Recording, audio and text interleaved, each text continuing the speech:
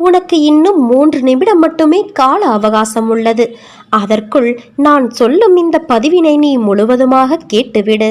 என்னை நிராகரித்து அவமதிப்பு செய்யாதே. பிறகு நீதான் வருத்தப்படுவாய். உன்னை தேடி உன் அன்னையான நான் வரப்போகிறேன்.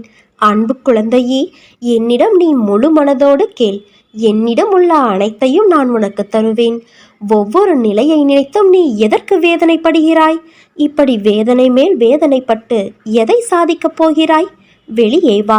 அப்போது என் ஆசி உனக்கு முழுவதுமாக கிடைக்கும். வெறும் வாய் வார்த்தைகளால் நான் இதை சொல்லவில்லை. நான் உன்னோடு இருக்கும் பொழுது உன் கவலைகளை என் பாதத்தில் வை. அதன் பிறகு நடப்பதை பார். உன்னை படைத்தவள் நான். நம்பிக்கையும் பொறுமையும் கொண்டு இரு. உன் கர்ம பலன்கள் முடிந்து விட்டது. எப்போது நீ என்னை நினைவில் நிறுத்தி கொண்டு பூஜை செய்தாயோ அப்போதே உன்னுடைய கர்ம பலன்கள் பொடி பொடியா